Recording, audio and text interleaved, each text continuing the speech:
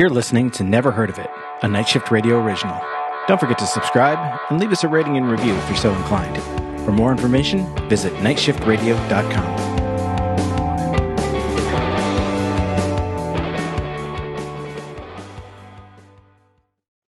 Yeah. It's very hot here in Syracuse this weekend. Is it really? Yeah. So we're recording this in early April. I mean, you're listening to this in mid-April, but I mean, it's only off by like a week. We're only about a week out. Yeah. Friday. So what was it? Friday? Maybe Thursday? No, it was Saturday and Sunday. Yesterday and today was in the 80s. Wow. It was 81 degrees yesterday. It was almost 80 degrees today. We had some of that last week, and I know that this is kind of how weather patterns and air masses work, but it's always a little bit weird to me when it just moves away on its way up there, and y'all get the same weather that we had like two or 3 days later. You know, the rain, the heat and whatnot. Yeah, whatever. Yeah, we do. Because I mean, how many times have, I've been like, oh, it's storming here. And you were like, oh, yeah, it did that here yesterday. And I was like, oh, cool. Or like, I would be like, oh, shit, it's raining. And then, sometimes it hits the other way. So, but that's weird. Yeah. But great news. I got my second shot today. Congratulations. Yeah. So now I've joined the ranks of fully vaccinated. Very excited. You are going to feel like shit tomorrow. I am not looking forward to it, but I have perfectly planned my schedule to just fucking not exist for the whole day if in the event that that's the side effect I have, because I know not everybody has it. You know what though? It's totally worth it. Yeah. I don't fucking care. No, it totally is. I mean, genuinely felt like I was hit by a truck, but I don't care at all. Like, totally worth it. And this past Friday, actually, technically, this past Thursday was my 2-week mark. So I am, as of now, fully vaccinated, and it feels good. Still staying the fuck away from most people, and still wearing a mask because. I don't want to take my chances. And also you can still transmit. I mean, it's a very low chance of it, but you can still transmit to other people. So exactly, and I still care. Yeah, and that's good. It feels good to know that even if I because it's still possible to get it, of course. But to know that the likelihood of me getting dangerously and seriously ill. And subsequently the likelihood of that getting passed on to a member of my family or anyone else that I just happen to be around being very low, that makes me feel so much better. Yeah, absolutely. I just thinking here we are a year out from it'll be over in 2 weeks. It's fine.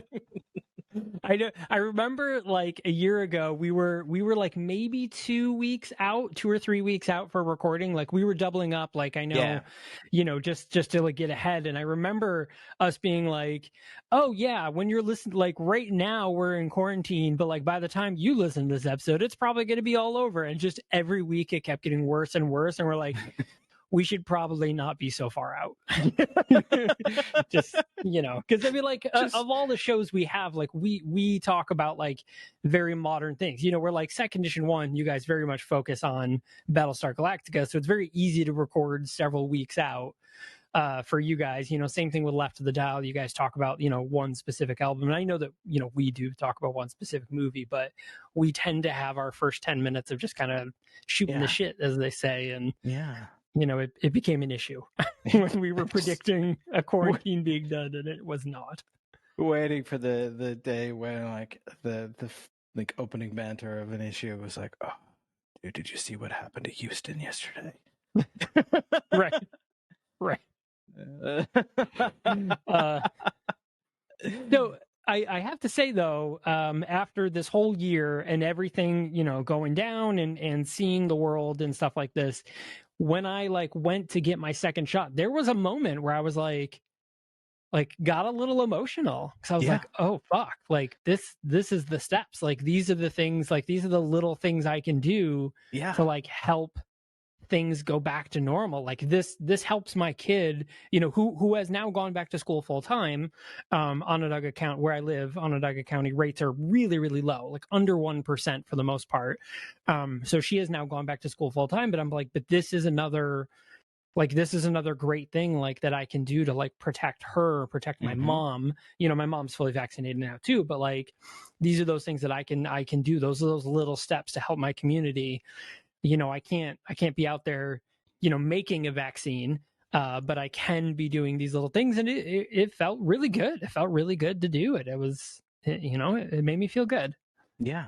I had the very similar moment when I got home after getting mine, and I just sat on the couch, and for a moment I was just like,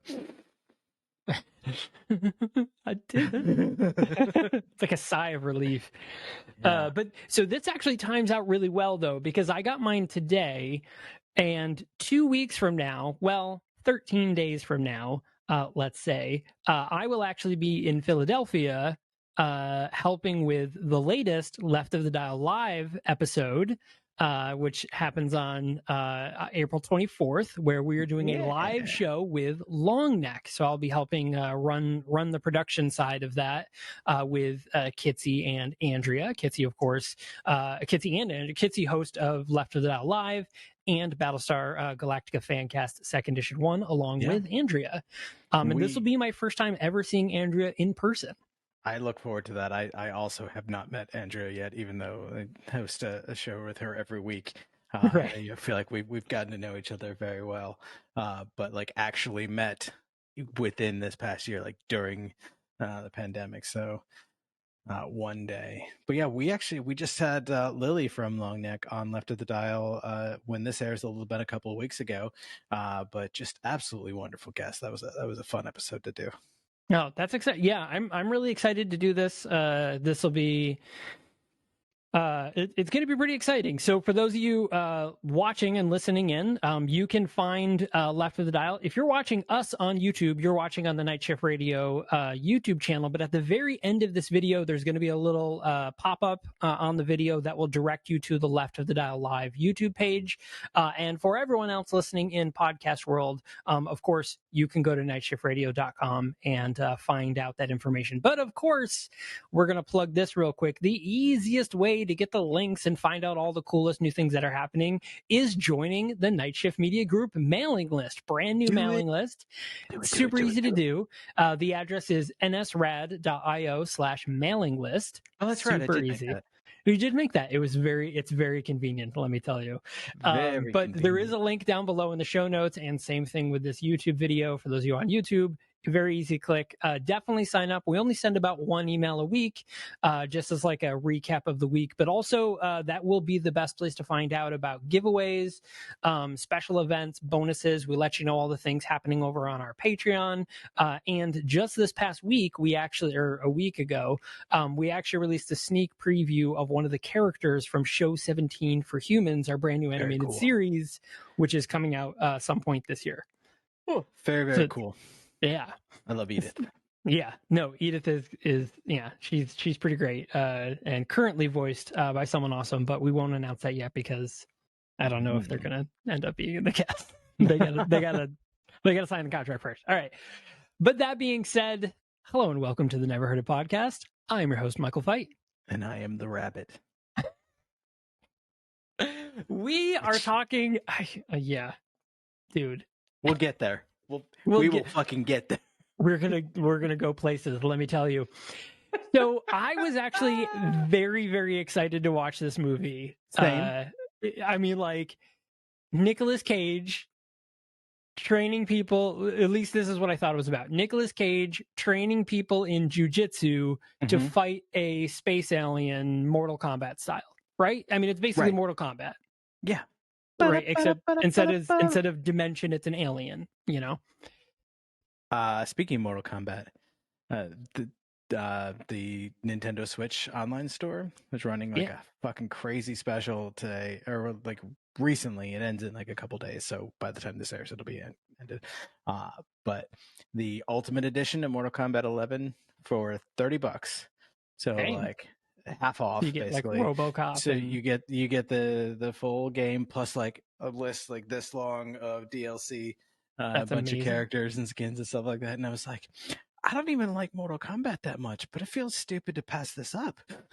Well, you can be RoboCop, you can be Rambo, you can be Freddy, you can be Jason. Like the amount of bonus characters is just fucking bonkers. I think RoboCop was in the bundle. The Joker was. Oh right, yeah. And like classic, like the Ninja Trio, like classic arcade skins were there. And like, Yes. like fuck yeah, fuck so, yeah, dude. I'll be playing some Mortal Kombat in the days to come because now I own that.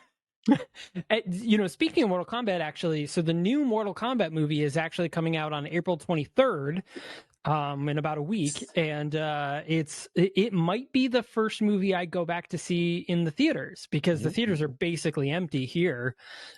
You know, and I'll have been basically vaccinated. You know, I'll only be 2 days off of my like full 2-week clear, but like I can go during the day when nobody's fucking around and probably see it with like 5 people in a theater that fits, you know, 80. So that might be the first movie I go see after this is all done. Because it comes out Friday, April 23rd. It simultaneously releases in theaters and in HBO Max. And I do have HBO Max, and I do have an amazing TV, which will come up later because I do want to talk about that. It is relevant to this episode. Okay. But like, you know, it's theaters. It's, you know, I fucking love going to the movies. I used to go to the movies like twice a week, all the time because I just fucking love movies. Obviously, that's why I started a movie podcast. That is and work in film. That is very much one of the first things that I want to do to like feel like something close to normal is go and sit in the theater. And yes, I want it to be, you know, a matinee in a, you know, mostly empty theater that I will still wear my mask through the whole thing. Sure. But just to sit there and watch a movie and get that experience again, soon. It's going to be very exciting. So, as mentioned, we're talking about the movie Jiu-Jitsu starring Nicolas Cage. So this movie actually came out in theaters around November of last year. And I remember, Caleb, you and I like seeing the trailer for this. I think it was right around the time we did a Nic Cage movie, but we had talked about the crazy movies that he had upcoming, like this, The Unbearable Weight of Talent, Willy's Wonderland or something like that. Like all these, like he had like 5 movies pending that just looked batshit crazy. Yeah. Also, I'm trying to remember if when we first saw this, if it was going by the name Jiu-Jitsu or if it was going by the name Earthfall. Because there's a like alternate like Japanese poster, I think, where it's called Earthfall, and you know your description, like, you know, Predator meets Mortal Kombat, is right there on the top. Which I have to say, until my Nicolas Cage makes his appearance in this movie, which we'll get to, my thoughts were just like, this is the fucking worst Predator remake I've ever seen. Seriously, yeah. But yeah, I remember talking about this, and it might have been when we were getting ready for the month of October, because I think we did a Nicolas Cage movie, wasn't it? Didn't we do Stolen that week? Or whatever, the Ghost one. Oh no, Pay the Ghost. Oh, Pay the Ghost. Yeah, we did Pay the Ghost. Pay the fucking Ghost, man. Yeah. What does boy. it mean? What does it mean? Oh boy. Yeah. So the thing about this movie is that this movie had a $25 million budget, which is pretty respectable. That puts it in that's a major, you know, what is considered a major. Like that falls in line with, you know, the same thing you would see in like a Marvel movie. I mean, obviously Marvel movies are in the hundreds now, but like Iron Man, you know, like this falls in line with any major film you would see. However, it is very important to note that Nicolas Cage's pay was 25% of that budget. He got paid $5 million to be in this movie. So 25% of the budget, or well, what is that? 20%. 20% of this budget went solely to Nicolas Cage. And I mean, he's in it. Is he important? No. It's really weird. Like they drop this thing at the end and I'm like, but that does not check out in any way, shape, or form. Like, not even at all. But imagine if Bruce Willis had been that character instead, which apparently was It was the original casting, yeah. The great story about this is that Bruce Willis was sent the script by the writer and director and the producers, and basically he responded being like, "Oh my god, I love the script, like let's do it," and then just straight up ghosted them. I think that is the funniest fucking thing in the world. Bruce Willis to be like, that. "Yeah, dude, that sounds awesome. Like, totally call me," and then just like left them on red for like 4 months, and then they were like, "Ah, fuck, let's just hire Nic Cage." I mean, why the fuck not at this point? Why the fuck not? He's not saying no to shit. No, he was gonna be like, "Are you gonna pay me what I ask? Yes, then I'll be in whatever stupid fucking movie you want me to be in. Period." And you know what? I love him so much for it. I really do. Yeah. Like, well, and he is arguably probably the only reason this movie is tolerable. I don't even think it's watchable, but it's tolerable because of Nic Cage. And he's not even good in it. He's fucking terrible, but he's just Nic Cage. I can't imagine a universe where we decided to watch this movie without him in it. Oh, like, yeah. Like, you know, they're not high, but even we have standards. And you know what the crazy thing about this movie too is that, right? Is I think they miscast. I'm going to say they miscast the main character, because the main character of this movie is the character's name is Jake, but it's played by Alan Moosey, who is a pretty renowned stunt actor. Like I would say, he's very accomplished. You know, he's been in pretty much any movie that requires like good fighting. You know, I mean, he was a stunt actor in Suicide Squad. He's a guy in that the newest film Nobody. He's in the series V Wars, or movie V Wars. I mean, he's just been in a bunch of things. As we know, he was Batman. He was fucking Batman. Yeah, he like uncredited in an episode of Titans, but he was Henry Cavill's stuntman in Immortals. He also has at least a bit part in that fucking god awful, just horrible werewolf movie Wolves that we watched. With our buddy Micah. Right? Yeah, it was with Micah, right? Yeah, we did that one with Micah. Yeah. Okay, yeah, I'm like going way back in my brain, and I'm like, I hope this is filed away correctly, and I'm not making someone mad. Yeah, no. That was like a year ago, I think we did that one. I think it was maybe more than a year ago. Possibly. I don't even remember. Man. Yeah. But no, it couldn't have been, because I'm going based on like where my desk was at the time, and it was definitely within the last year. Yeah, within the last year. Maybe that was right around the time of October too. I'm not even sure. So anyway, Alan Moosey, you know, he's a good stunt actor. He's a good martial artist. But you have fucking Rick Yune right there. Like Rick Yune is fucking great. Like Rick Yune is amazing. He's in the Fast and the Furious. He was in Die Another Day. You know, he's in Olympus Has Fallen, which I've never really watched those films, but I mean, they've made like 5, so they must be doing something, I guess. He's in Alita Battle Angel. He was in the series Prison Break.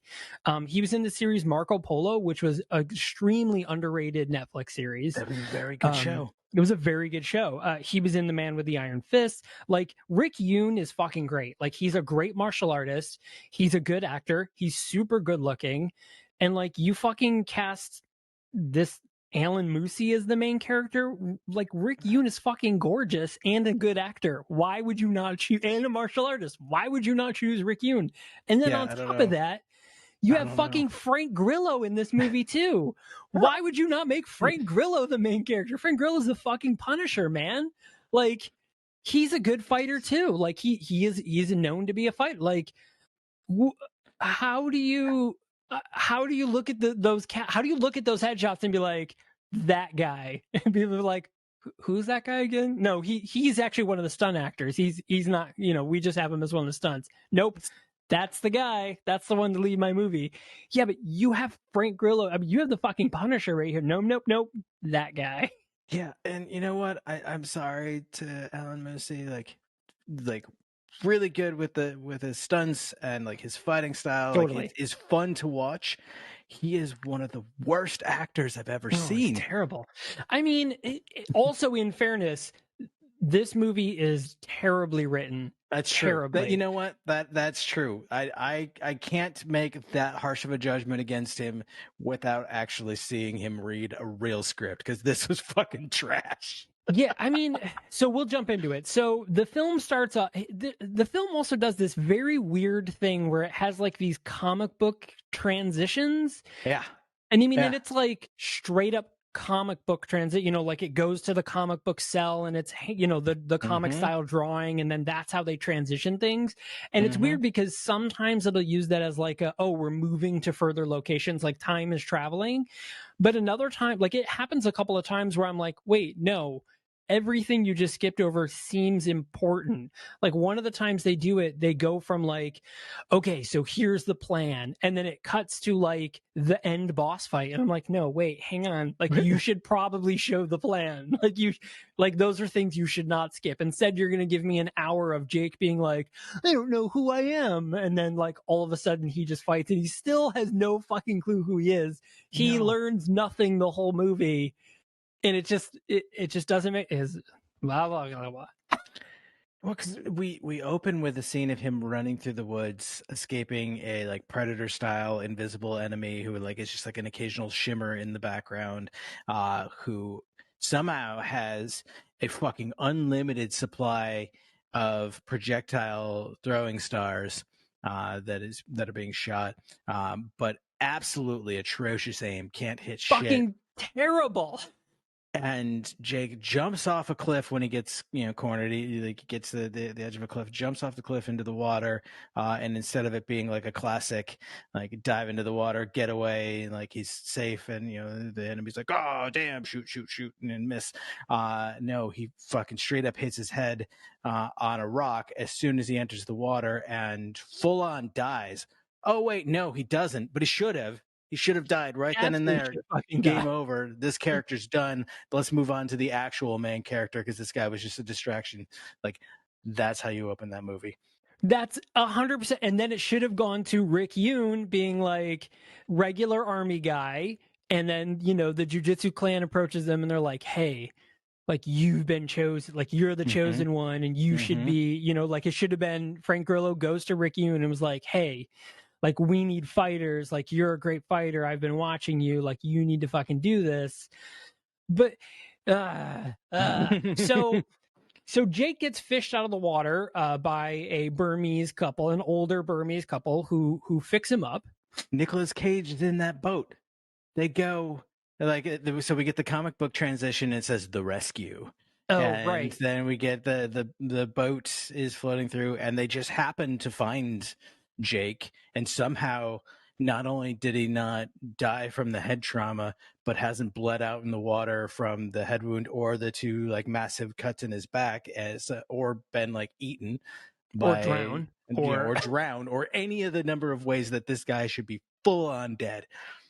They pull him out, and then Nicolas Cage just fucks off for like an hour, and like you said, this old Burmese man brings Jake home, and his wife stitches him up, and like they make a point of showing her like doing the stitches, and then they show her done, and they show a shot of his back, and the wounds are still like gaping wide open. She doesn't stitch shit, and then later on they show and like they're closed up, and he's fine.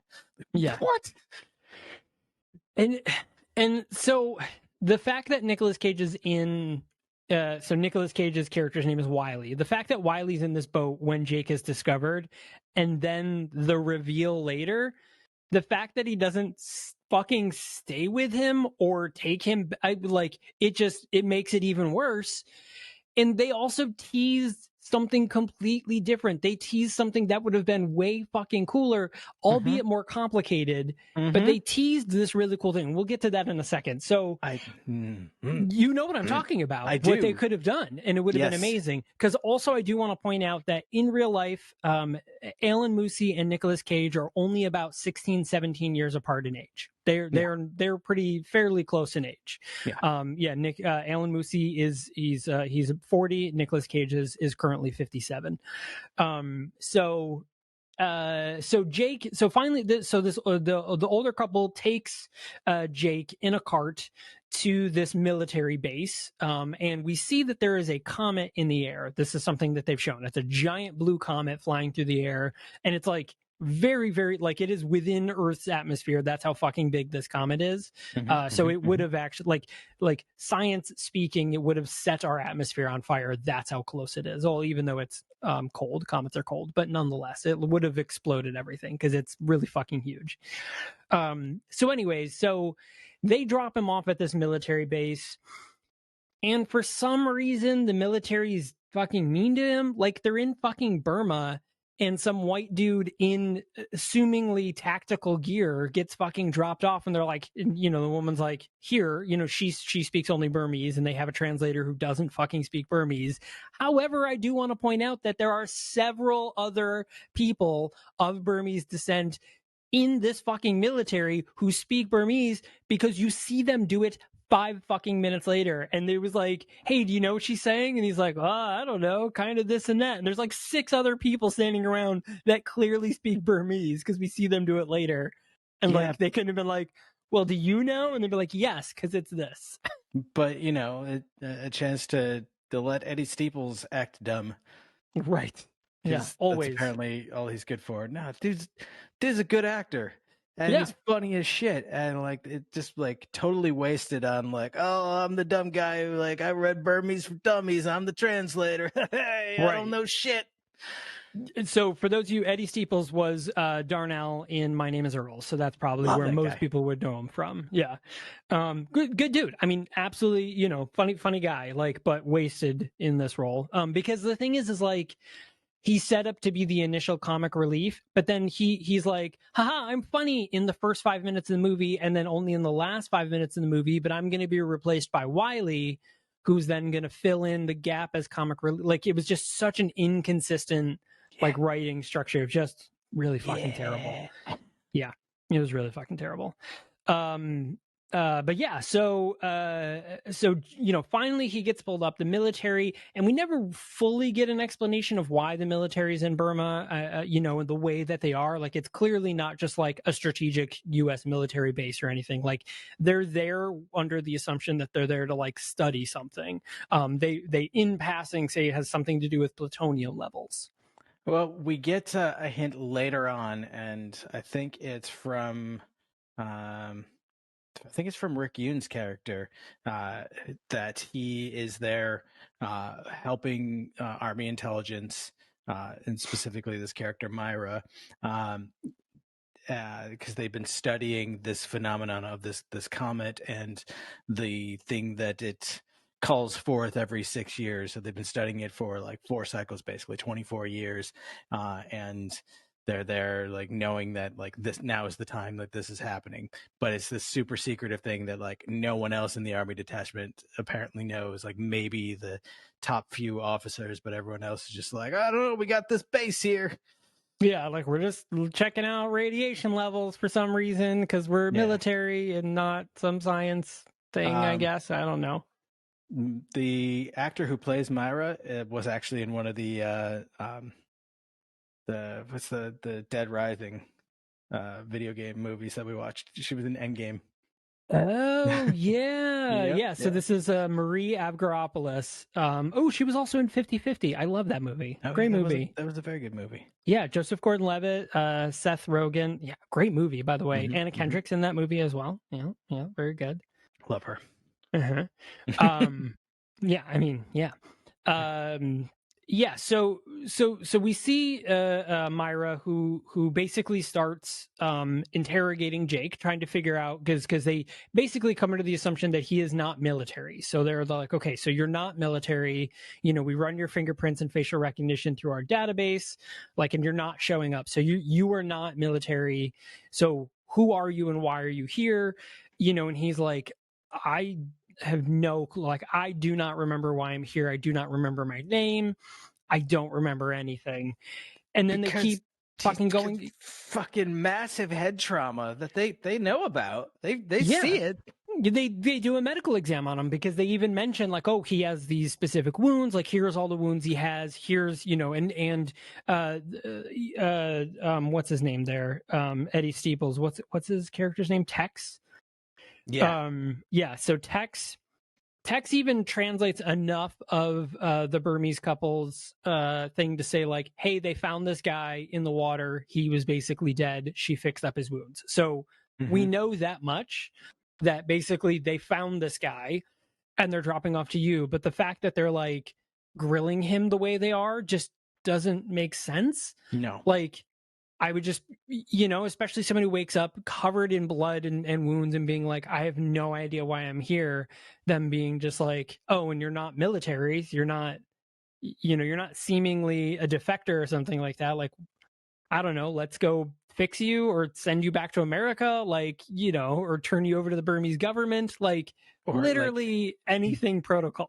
Bare minimum, just like put him in a holding cell until they can figure out like if he's actually a threat. Bare minimum. Bare minimum. But yeah, then he gets loose, and like half the fucking officers on this army base come into the interrogation room to fight him like hand to hand rather than literally anything else. And he beats the shit out of fucking half the army. Right. He rips through like 7 people and then eventually just is like, oh, okay, I'll stop now. And then sits back down and they're like, wait, what? Like he corners Myra as she's about to jab him with a sedative, and like he's got her arm and she like drops the syringe into the other hand and like jabs it, like, which was a pretty dope move. I'll give it that. It was a pretty dope move. Yeah. But like, so this really introduced us. Like this was kind of like our opening scene of like what the fights were going to be like in this movie. And this was like roughly an hour 45 minutes, just about. Yeah, I think it's like hour 42-ish. Yeah, hour 49. This movie would easily have been like probably 45 minutes or under if they hadn't done every fight scene in slow motion minimum. And the fight scenes are long too. Yes. Like I am a huge fan of kung fu films, martial art films. Like I watch tons of Chinese kung fu films and stuff like that, and their fight scenes are long, but they're entertaining. And there's like style to them. Like this is just like punch, punch, punch, kick, kick, punch, punch, kick, punch, punch, kick for like 12 minutes. Now I will say a scene we get in a little bit was actually really fucking cool. Had you only showed me this scene of this movie, I would have been like, this looks like the coolest fucking movie in the world.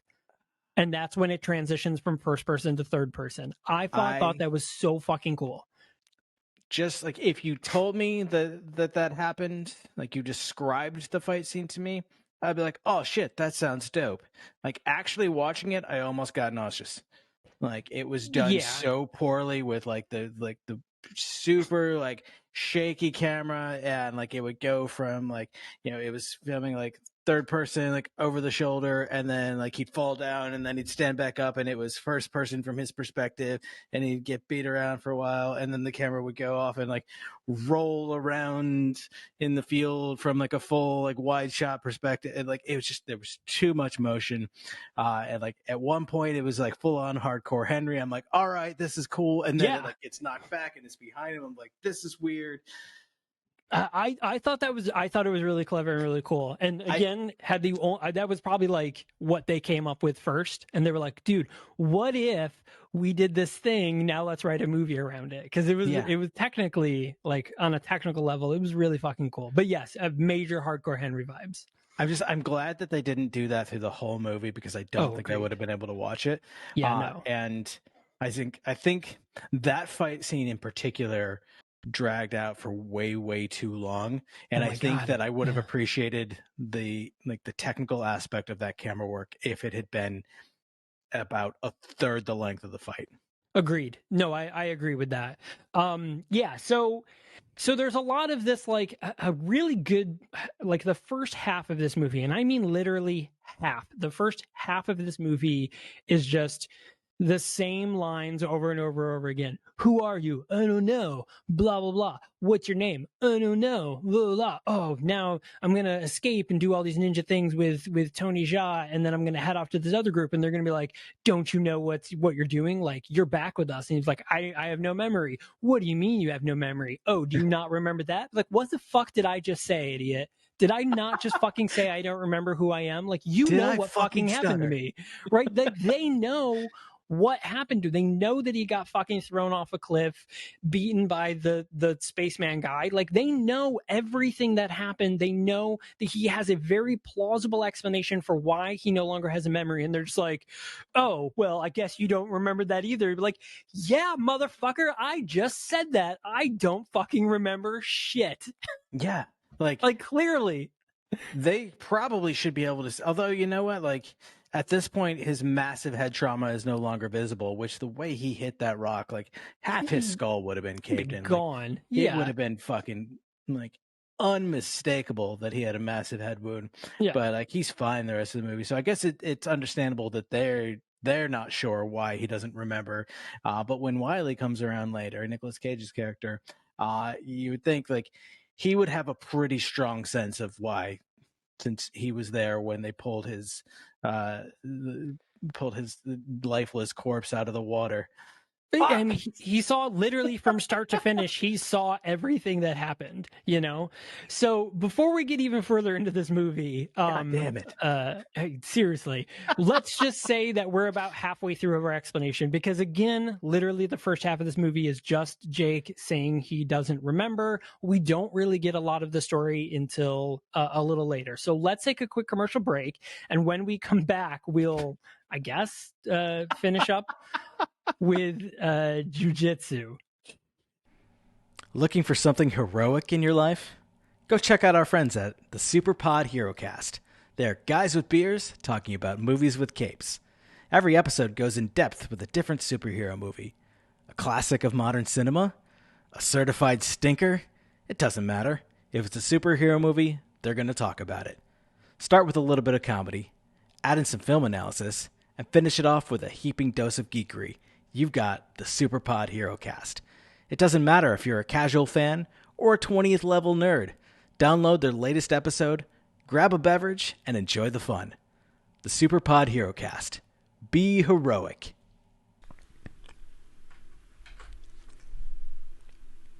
Second Edition 1 is Night Shift Radio's Battlestar Galactica fancast. Each week, Battlestar veterans Caleb and Kitsy revisit, and newcomer to the show, Andrea, watches for the first time the 2004 sci-fi series Battlestar Galactica. They've just entered their third season, which means you've got 2 full seasons of sci-fi gold to binge if you want to watch along with them.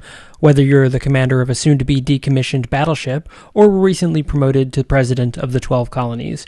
Join Caleb, Kitsy, and Andrea as they make their way through the Battlestar Galactica universe one episode at a time. Watch Battlestar Galactica free on Peacock and find Second Edition 1 at Second Edition 1 throughout the podcast.com or wherever you get podcasts. Hello and welcome back. So, I fucking can't with this movie. Like, yeah. So at this point, we've had a lot of, like, Jake goes with the military. The military, you know, he's like, I don't know who I am, blah, blah, blah. And they're like, why don't you know who you are? And he was like, I don't fucking know. I don't know who I am. And he's like, fine. And then finally he escapes. He kind of gets rescued, let's say, by Tony Jaa. And he heads off with this other group of people, which has Frank Grillo and a couple other really cool people. I'm trying to find, Tony Jaa's in there. We have Juju Chan, who is also fucking awesome. I would have rather her be the main character of this movie because she's really fucking dope. We have Maurice Crump, who is also another really great stunt actor and martial artist. He did tons of stuff in, like, Black Panther. He was also in The Protector. I mean, he has been in again, it's mostly all stunt work, but he's a really good fighter, and actually he was seemingly a better actor than fucking Alan Moosey. And he has, like, 2 lines in the whole movie. You know what? Regan Machado had, like, no lines and was a better actor in this. Right. So eventually, after being rescued by Tony Jaa, he goes off with this other group. So, like, Frank Grillo's there, all those people I just mentioned, and they are like, no, you're actually one of us. And, like, you know, Juju Chan, who is Carmen in this, she's like, you know, seemingly affectionate. So it seems like maybe they had a thing going on, you know, and they're all being very familiar with him, and they call him by his name. They're like, Jake, blah blah blah, and he was like, who the fuck are you people? It'd be like, first off, I get that you have amnesia, but if somebody's like, oh my god, we found you, Jake, and calls you by your fucking name, you're going to be like, oh, you know me. Literally tell me anything about my life. Like, tell me anything. Please You're help. not going to be like, who the fuck are you? It'd be like, well, of course you don't know who the fuck they are. You don't have your memory, and you know you don't have your memory. Stop acting like an asshole. This is just bad writing, and I hate amnesia plots. Like, with a passion. Like, they're in my top 5 movie tropes that I hate, along with Mothership Theory. Like, that's like how terrible I fucking hate amnesia tropes. Yeah, hate them.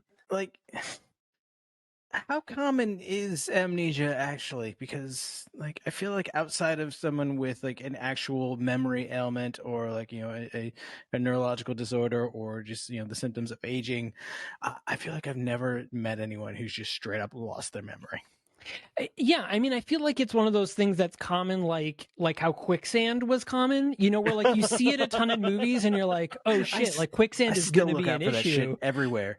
Right. But like, I would guarantee that nobody you know has ever actually seen quicksand in real life. And if you have, that's fucking awesome. Congrats on you. But I would guarantee that the majority of people you know have never actually experienced quicksand in real life. In the same sense that I guarantee probably nobody has ever experienced amnesia. Because I mean, obviously it happens. Obviously quicksand exists. Like, it does exist. And we do know that amnesia happens. And we know that selective amnesia can happen. And we know that full-blown amnesia can happen. But like, it's got to be so fucking rare that, like, you know, it's not like epidemic. I feel like the first time someone came up with amnesia as a plot point, they're like, oh, that makes sense. That's a great idea. He doesn't remember anything. So then, like, he doesn't know about his past, and like, we have to reconstruct the story. Oh, that's brilliant. And now, like, 3,000 times later, just in soap opera episodes, not even counting like any other form of media. Like, you know what? Maybe it's not that clever anymore. No, it really is. You know what I have to say, though? I will go back and say that there was one instance I can think of. There might be more, but there's only one instance in a film in which the amnesia plot line was acceptable and good, and that was While You Were Sleeping, starring Sandra Bullock and Bill Pullman. That is the only amnesia plot line I can think of off my head that is acceptable. I fucking love rom-coms. Anyways, it's a really good movie. It's a really good movie. But it really is. Anyway, so we get this back and forth. So he goes off with, you know, the Mortal Kombat crew, and they're like, blah, blah, blah, like, you don't understand, blah, blah. And so finally he kind of like escapes a bit, and he ends up meeting Nicolas Cage's character, Wiley. It's important to note that the comic book transition refers to this scene as the rabbit hole. And then while running away from something, while running away from the fucking monster, the bad guy of the story. Oh, right. He falls down this hole, and like 20 feet from the monster, like, definitely saw him fall down, definitely knows exactly where, and would have gone immediately after and finished him off. Totally. But somehow instead he falls in this hole and gets to meet and have a whole like talk/fight sequence with Nicolas Cage before meeting back up with the crew, who finds him through a tunnel somewhere. Like, what? Yeah. So we learn via this fight with why. Now here's where it could have been really cool. This movie could have been really fucking cool. You're gonna do it? You want to do it? You do it. Okay. So Wiley and Jake have this really this is something that typically happens in martial arts movies. You see this a lot in kung fu films, where it's like the seasoned master fights the, you know, pretentious, you know, arrogant student, and they lay out plot points throughout this movie, and you know, and it's the master being like, oh, you think you're so smart and you think you're so young and virile, well, I'm going to beat the shit out of you and teach you things and lay interest to the plot points. We have seen this tons of times. I don't mind this sort of thing. I think it's playful and fun. However, Wiley says a few things in this that make it seem like he is somebody completely different. So first off, he never actually says his name, and nobody ever officially introduces him. We only learn his name because somebody says like, "Oh, Wiley, you go off and do this thing." And he goes, "Okay, boss." And you're like, "Wait, what? Like that's your name?" And it kind of ruined a really cool reveal. So one of the things that we learned somewhere right around this time is that every 6 years, basically a challenger comes and challenges 9 people to essentially Mortal Kombat. If he is beaten, which is still kind of confusing, if he is beaten, he doesn't go on a rampage and kill everybody in the world. So that means, and also they lay out the plot point that this traveler person like came all the way to like the ancient Sumerians and taught them jujitsu, taught them how to fight, to be like, hi, this is a fighting method, to which he never actually uses because he mostly uses like cool space swords and stuff. So he teaches the history of these people. He basically teaches them, martial arts, and is like, okay, every 6 years I'm going to come back and I'm going to pick 9 of you, who are the chosen jujitsu, and we're going to fucking fight. And if I beat all 9 of you, then I'm going to kill everyone on your planet. If you beat me, then, you beat me and I'll see you in 6 years. It's even more confusing than that. Because if all 9 fight honorably, regardless of the outcome, like he's like, cool, fuck off for 6 years. I'll see you assholes later. If anyone refuses to fight him, then he's like, kill everyone. And I'm like, how do people not notice if he's just like rampaging through villages? Right. Like what? Like how does he decide to stop? Like, is it like, this guy made me like this much angry today, so I'm going to kill this many villages. Right. Or, like, does he like? Are they going to try to say that like he was the metaphorical equivalent of the flood that killed like so much percentage of the population or some shit like that? Like even that like could have been interesting if they're like, oh, look back through history and like all these times there were these massive like events, catastrophes that killed like millions of people. That was him when somebody chose not to fight. Like that could have been interesting, but no, it's just really fucking confusing. Like sometimes he kills a bunch of people, and sometimes he just fights these 9. He's like, fuck off, dude. Yeah. Bitches. Cracks a beer can like fucking Stone Cold.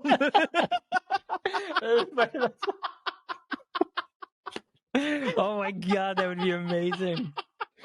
Fucking that would have been such a better movie. Oh my god, just replace Brax with Stone Cold and I will watch this shit. I would watch this movie in a heartbeat. But he acts like Stone Cold Steve Austin all the time. As he comes through or like John Cena as he comes through the fucking portal. It's like the John Cena theme. Are you ready to rumble, motherfucker? Anyway, so here's the thing that Wiley says, and he says it a couple of times, and he says it a bunch of different ways that I'm like, okay, that's kind of cool. So so they're having their little fun, like, sparring play battle. And why he was like, Jake's like, who are you? And he's like, well, I'm you. And I'm like, okay, all right, here we go. Like it's, there's some weird time travel shit happening. Like maybe when he fell off the cliff or something, like it shot him back in time. And this is like, you can fix the timeline thing, which by the way, there's actually a brand new anime that I just started watching called Tokyo Revengers, which is about this exact, like that sort of thing. So a guy wakes up one day, he finds out that like his high school girlfriend and her brother died in a gang war or something like that. Like there's these gangs like going around like, basically robbing and killing people. And he ends up getting pushed onto the train tracks and dying. And he gets shot back in time to when he was a kid. And he realizes that the instances of his life set forth the catalyst to basically allow this gang to grow to prominence when he's an older adult. And so he's like, oh shit, like I have this moment to like save this girl and her brother. And so he ends up meeting with the brother and he's like, look, July 1st, 2017, you were going to die, like do everything you can, you and your sister, to protect her. And then like he ends up dying as a kid and going back to the future. He wakes up back in his body and the brother comes to him and is like, you saved my life by telling me to go do this thing. And he's like, oh my God, so what about your sister? And he's like, she still died. And he was like, I have to go back. And so now it's like they're trying to figure out how to send him back. It's really cool. It's only been one episode so far, but it's really fucking cool. It's on Crunchyroll. Amazing. But yeah, but that's the thing. So Wiley says a couple of things like that. He was like, I could be you in 6 a few years. Yeah. Yeah. And he just kept saying it over and over again. And I'm like, okay, here we go. Like, this is sci-fi. This is fucking cool. Yeah. But no. Bring it to me. Bring it all to me. I'm going to spoil it right now. What we learn in the end. No. Wiley is Jake's fucking dad.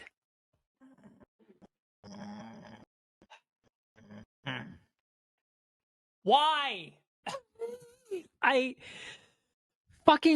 First off, they're not even that far apart in age, and they don't even look that far apart in age. Nicolas Cage doesn't look like an old guy. Like, they both look like they're in their mid 40s to early 50s. Like, they both look roughly the same age. Second, why the fuck would Wiley, one, rescue his son on a boat and then just allow this random woman to take him away from his destiny where he was supposed to be, instead of, I don't know, taking care of his fucking son? Oh, but he didn't want Jake to know because he was trying to save him. Like, that's the dumbest bullshit. That's because garbage writing. Because then when they finally meet, it's like he knows who he is because he's one of the group, but like Jake's Jake is the guy.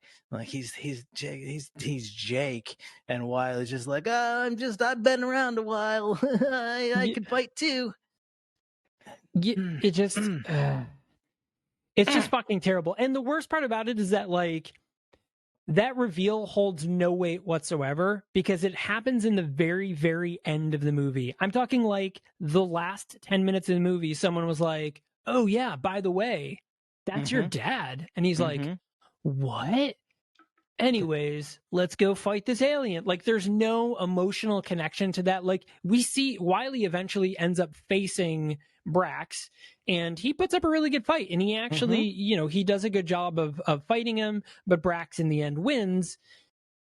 But it's just like, it's the whole father reveal just becomes completely lost. And it just became, but like, if Wiley turned out to not be Jake from the future or not Jake's father, it would have been just fine. Like, it would have just been fine. Like, it just would have been like, oh, another member of the team dies, but he was special because he like really opened up my eyes to like, because he kept giving him like dropping fatherly advice, like, hey, don't worry about them. You just focus on this. Like, just focus on what you're supposed to be doing.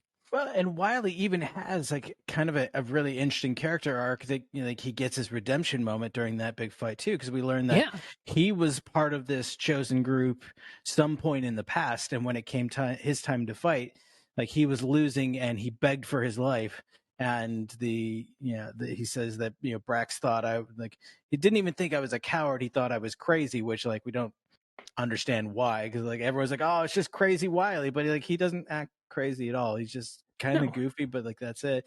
It's like, they didn't think there was any honor in killing a crazy man, so he let me live. And then like when he comes in, like rescues Jake and the other character, I can't remember her name. I don't think she's even given a name in the movie. God, this writing.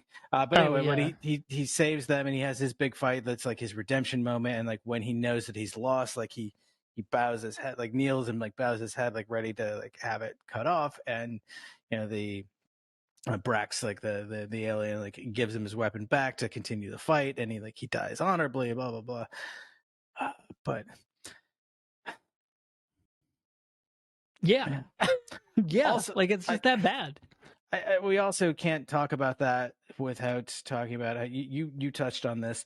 The alien Brax teaches the people of Earth jujitsu so he can come and fight them, but then he shows up with his never-ending supply of projectile shuriken and his swords that come out of nowhere and his spears that he can just summon out of midair, and like all these fucking crazy high-tech weaponry.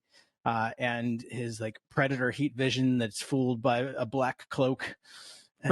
For some reason. Yeah. Oh, also the fact that he completely can fucking heal. Like you can, so like one of the scenes that so he's with the military at this point, and Rick Yune ends up getting separated and ends up fighting the guy, fighting the predator guy, and you know, he gets him kind of like cornered, and he pulls up this huge fucking railgun of a gun and just lays, I mean, I'm talking, so also he is like 10 feet away from the rest of the people, like they're just like on the other side of the trees.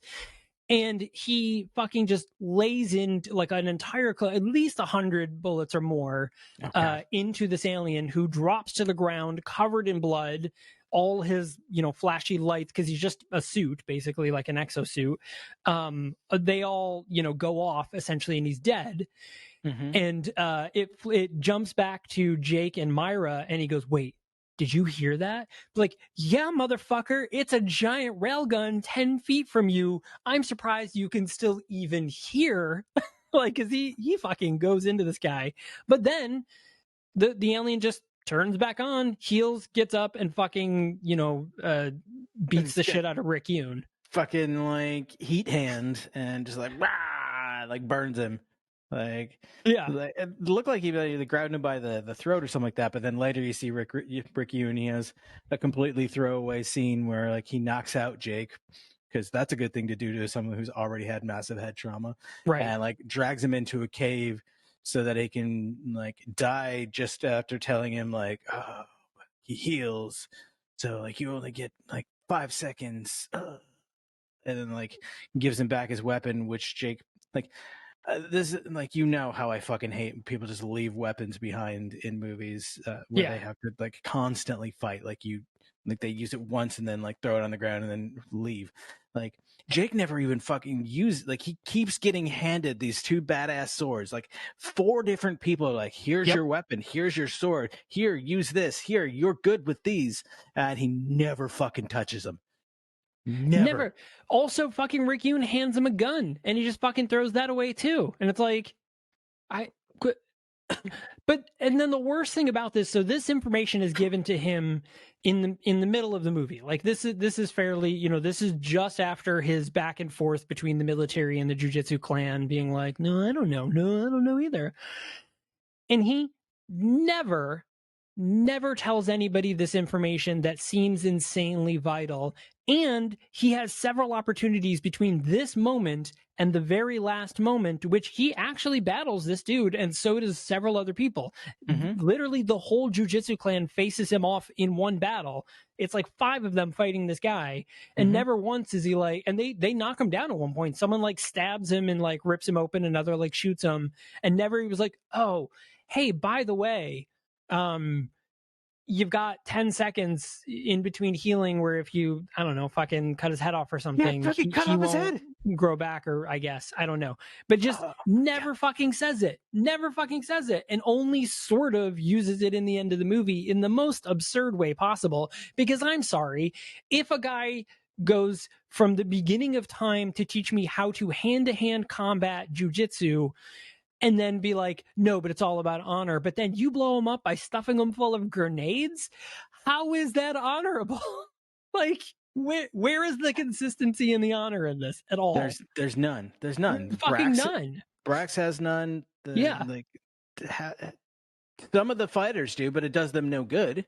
None, because they get fucking wrecked. Anyone who is like, no, I'm gonna fight you with a spear and hand to hand, they just get fucking torn in half.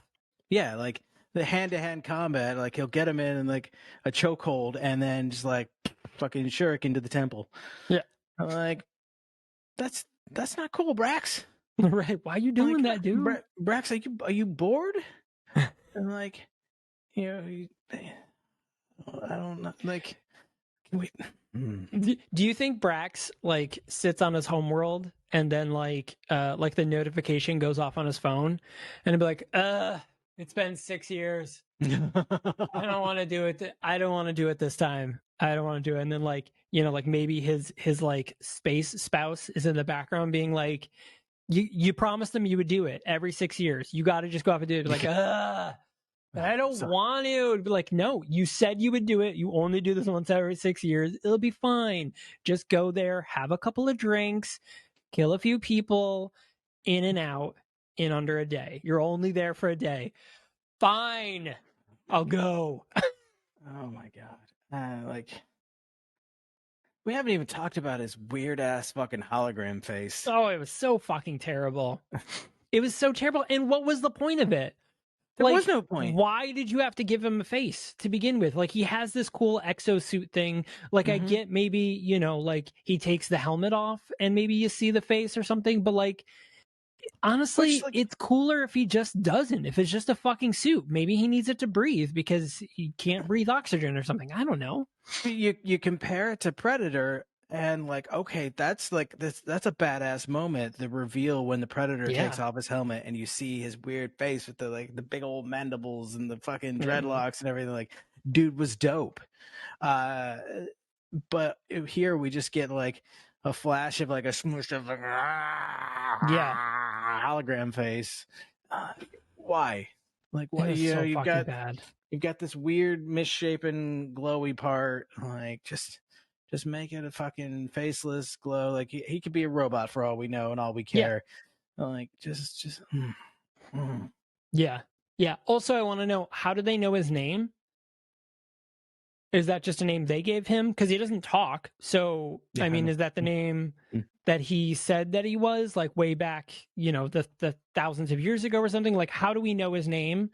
Like, they spent so much time doing the whole like, I don't know who I am shit when they should have spent more time going into the lore of the spaceman, which was infinitely more interesting than anything Jake said. Like, fuck Jake. Like, Jake was the worst part of this movie, and the spaceman was the way more interesting part of this movie. The amnesia plot served exactly. But I guess we'll say two purposes, but we've already talked about how one was totally bunk. The idea that like he didn't know who his father was, like, that's bullshit.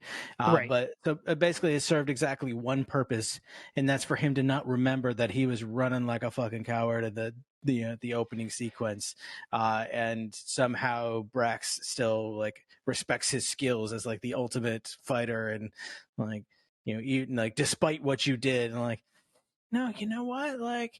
After watching the first guy just get fucking speared right through the temple with a sword that came out of the guy's glove, like, no, I'd run the fuck out of there too.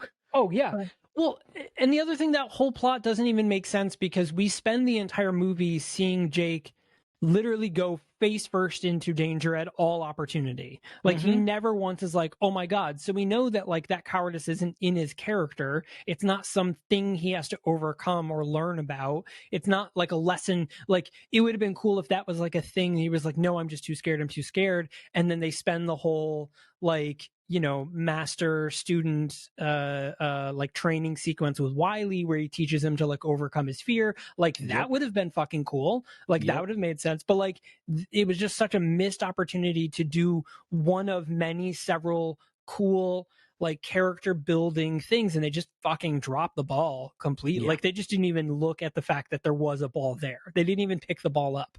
That's how terrible it was. Yeah. Very frustrating. So in the end, Tex comes back because now Wiley's dead, so we have to have our comedic relief somewhere.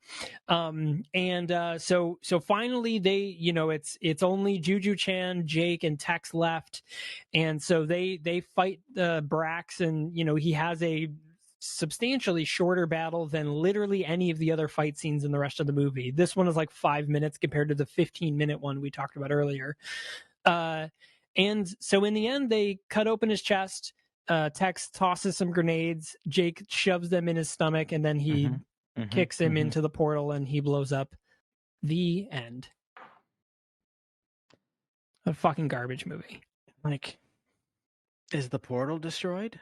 Or Right. like, is 6 years from now, like Brax Jr. gonna come through like, you killed my father, I you fucking hope so. honorless humans, Right. and now I've come to show you the true meaning of jujitsu. Right. And he just like turns into like machine gun hands and kills everyone. This is the true meaning of jujitsu. Yeah. Ah! That would be amazing. So should you watch this movie? No, Fuck no. Absolutely not. not Absolutely even, not. not even for Nicolas Cage. And even if you did watch this movie, one, I'm sorry. If you watch this movie and you found enjoyment, the fight scenes are cool. Some of them. I think all of the Brax fight scenes are probably the worst fight scenes in the whole movie. I think the best fight sequence is when Jake is escaping the military compound with Tony Jaa. To me, that was the most interesting fight scenes, and that's about it. Yeah, I mean, later on when Tony Jaa gets his nightsticks made out of like metal piping. Yeah. I mean, kind of. But so that's another one. So I did want to bring that up. So that scene, it's Tony Jaa and Jake fighting Brax. And it's supposed to be a big dramatic moment. Like, this is one of the last fight scenes before the major last fight scene, but they do it in this fucking dark corner of this like weird broken down ruins. And like, so this is the point I wanted to bring up about my TV. I have a really, really nice TV. I like having a really large and a really, really nice quality TV is something really important to me. I watch movies all the time. It's, it's my life. So I spent money, I invested in getting a really good TV. So like my blacks are really, really black. They're really good. It's not dark. It's not like weird or pixely. Like, you see things really well. I could not fucking see anything. And Tony Jaa is like a world-renowned martial artist, like actor. Like people put him up there with fucking Jet Li and Jackie Chan. Why would you bury his fight scenes in this dark fucking corner of this thing when you have a whole fucking jungle for him to do cool shit in, and you bury it in this dark corner of like this really dope ass fight scene? It was just terrible. It was very like terrible. You know what? That actually brings up another great point, because at one point in the initial like master student introductory fight with Nicolas Cage and Jake, like Nick Wiley does like one kind of like half jump. He's like, I can fly too, and I'm like, they don't even do like cool acrobatic shit in this. Like, you don't have the like the dope, wire string, whatever the fuck the harnesses are, and like the crouching tiger shit, the like the really good kung fu movie fight sequences. Like, they could have hammed it up like crazy and like just really gone all in on those, and like that would have been cool. I mean, you've got a legit fucking alien, like give him like jetpack boots or something like that, and like he can fly around, and like Tony Jaa is like rah, with his fucking steel pipes, and like that would have been cool. But no, none of this was cool. Well, that's the other thing too, is because they make it a point of saying how like the jujitsu, like when the comet comes, 9 people specifically are chosen. It's not just whoever happens to be there at the time. It's like you become a chosen group of people. Like, you could be like, hey, you are a chosen one. You're the chosen jujitsu master to fight Brax every 6 years, just like they do in Mortal Kombat. In that, like, and now you're imbued with, your faster reflexes, more strength, you're more agile. Like, give them that sort of like boost in ability to be like, this is the only way you're going to compete with this fucking alien in an exosuit. Like, you know what? I'll go on record as saying this. Go see the original Mortal Kombat movie instead. Watch that movie instead of this. It's way fucking better. Way fucking better. That's harsh. But it is a million fucking times better. At least you get Christopher Lambert as Raiden. I'm just realizing, like, that's harsh. Actually, I think one of the actors in this movie might have been in that. I don't know. I'm thinking Alan Moosey was in Street Fighter. Never mind. Oh yeah, no. I think, who is it?